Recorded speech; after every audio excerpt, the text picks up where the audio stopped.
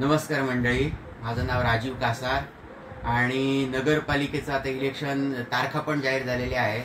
तर त्या संदर्भात मी आपल्या भेटीसाठी आलो आहे. या व्हिडिओमधून सावंतवाडीतली जनता ही सुसंस्कृत आहे, सजाण आहे, सगळं आहे, पण त्याच्यामध्ये जरासा की नाही डोळेझाक करण्याचा प्रयत्न नाही, डोळेझाक करण्याची वृत्ती निर्माण झाली आहे. त्याच्यामुळे मी थोडं एक माझं मत मांडतोय की आता बघा, सावंतवाडीमध्ये मी मुद्दा उपस्थित केलेला की कारंजा इथे लावला म्युझिक फाउंटन, तर तो 3.5 कोटी असं त्याच्या पेपरामध्ये आलेली किंमत. तर मी सहज विचार केला की 3.5 कोटी रुपये इकडे मोजले आहे नगरपालिकेने, इन्स्टॉलेशन वगैरे त्याला क्रेनने आणून इन्स्टॉलेशन वगैरे केलं. पण आपण जर बारीक जर विचार केला तर 3.5 करोड रुपये म्हणजे ही त्याचं पटत नाही, त्याची व्हॅल्यू.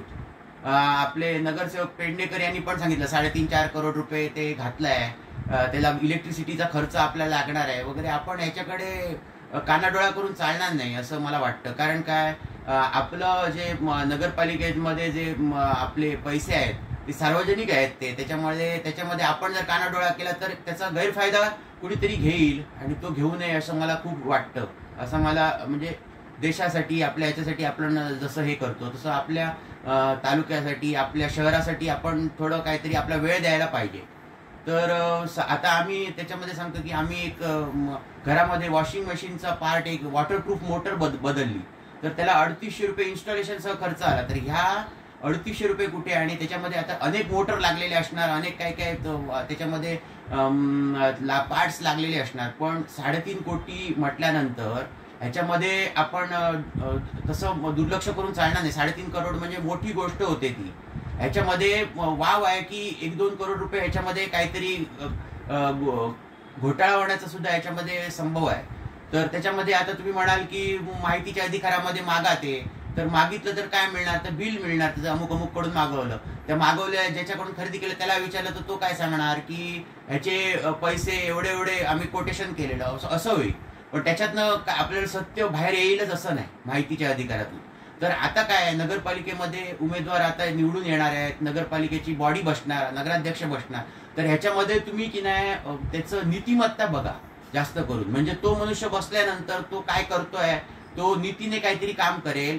प्लस तुम्हाला असं बघा की तो मनुष्य सावंतवाडीत आपल्याला भेटेल आणि भेटल्यानंतर आपल्या प्रश्नाला उत्तर देईल.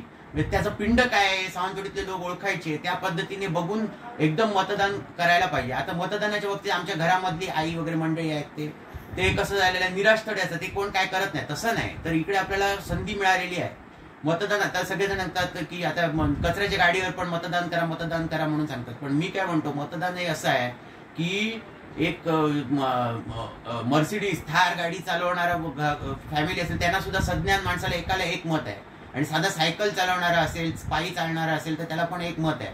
तर ते मत जे म्हणजे ते समान तिकडे तुम्हाला दिलं आहे लोकशाहीने, तर त्याचं महत्व तुम्हाला माहिती आहे. पण ते मी परत तुमच्या समोर की नाही प्रकर्षाने मांडतोय की त्याचं महत्व तुम्ही आता जाणा.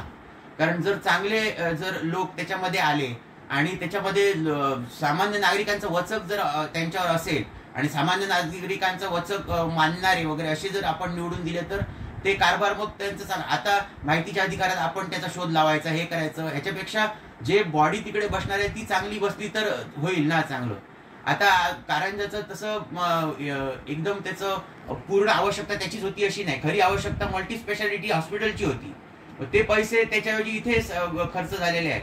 आता झाले ते झाले, पण त्याच्यामध्ये काय झालं वगैरे ते बाबा तुम्हाला स्पष्ट जो एकदम ट्रान्सपरंट म्हणजे पारदर्शक जो व्यवहार असलेली व्यक्ती, अशी व्यक्ती तुम्ही आणि असा नगराध्यक्ष तुम्ही इकडे आणा, जेणेकरून मग नंतर हे काय करतच नाही, ते काय करतच नाही, हे असंच करतात, खातात, असं नाही होत. आणि त्याच्यानंतर काय, आता काही जण मतदानाच्या वेळी तुमच्यावर माया होतात, अशी म्हणजे ती माया होतं ती आली कुठून, ते त्यांना परवडतं कसं, तर त्याचा विचार करतात लोक, डोळेझाक करतात. पण नाही, पण बारीक विचार करून ह्या संधीचा तुम्ही फायदा घ्या. इलेक्शन आता पुढच्या महिन्यामध्ये आहे, तर त्याच्यासाठी मी एक माझा प्रयत्न करतो की तुम्हाला जागरूक करूया. धन्यवाद.